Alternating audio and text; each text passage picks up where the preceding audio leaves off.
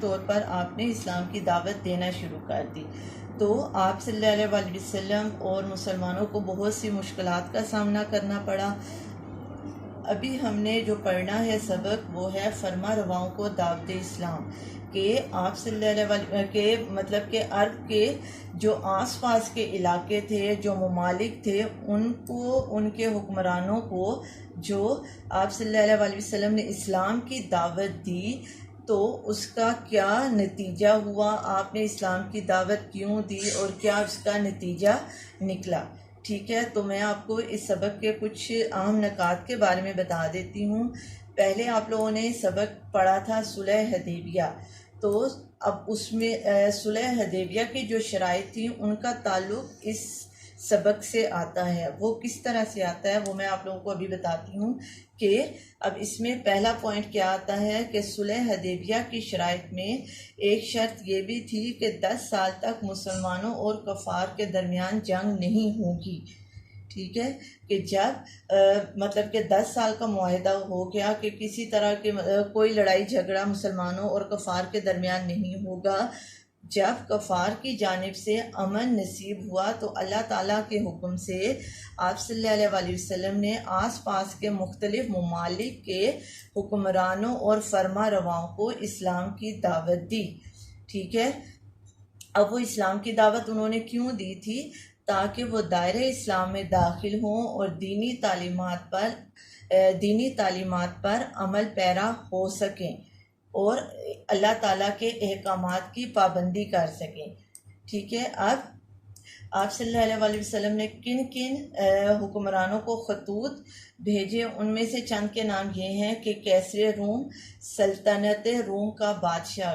ठीक है, इसके बाद है उसने अब गौर से मतलब कि आप सल्लल्लाहु अलैहि वसल्लम का ख़त पढ़ा, उसके दिल में ये ख्याल भी आया, लेकिन उसने इनकार किस वजह से किया इस्लाम की दावत का कि उससे उसकी सल्तनत छिन जाएगी या उसकी रियाया जो है वो उसकी दुश्मन हो जाएगी, तो इसलिए कैसर रूम ने इस्लाम कबूल नहीं किया। ठीक है, इसके बाद है खुसरो परवेज़ जो ईरान का बादशाह था। अब इसने क्या किया कि इसको बहुत गरूर था, तकब्बुर था, तो इसने जो आप सल्लल्लाहु अलैहि वसल्लम का ख़त था उसको उसने चाक चाक कर दिया कि मतलब कि टुकड़े टुकड़े कर दिए।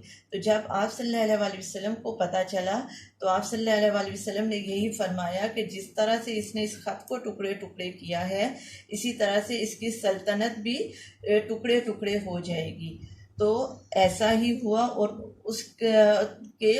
उसका जो बेटा था शेरविया, उसी ने ही अपने बाप को कत्ल कर दिया और पूरी जो सल्तनत थी उस पर काबिज हो गया। इसके बाद नजाशी, इसने ये हबशा का बादशाह था और इसने इस्लाम कबूल किया था। ठीक है, इसके बाद आता है मकूकस, ये है मिस्र का बादशाह।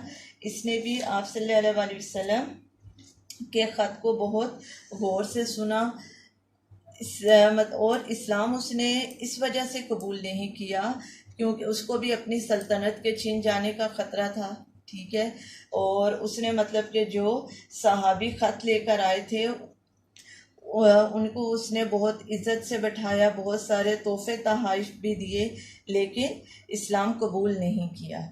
इसके बाद जो सफ़ारत के नताइज क्या इसके बरामद हुए कि आप सल्लल्लाहु अलैहि वसल्लम ने जो ये खतूत भेजे मुख्तलिफ़ ममालिक को, उसके क्या नताइज, क्या रिज़ल्ट निकला। तो उसमें क्या था कि इन खतूत के ज़रिए जो हुक्मरान मुसलमान हुए उनकी रियाया भी मुसलमान हो गई, कि मुसलमानों की तादाद में बेइंतहा इजाफ़ा हो गया और जिन लोगों ने गुस्ताखी की वो तबाह हो गए, कि वो तबाह व बर्बाद हो गए। अगला पॉइंट क्या है, इसका क्या नतीजा निकला इसका कि इर्द गिर्द के छोटे बड़े ममालिक दीन इस्लाम से आगाह हो गए। ठीक है, तो बच्चों मुझे उम्मीद है कि आप लोगों को ये सबक समझ आ गया होगा।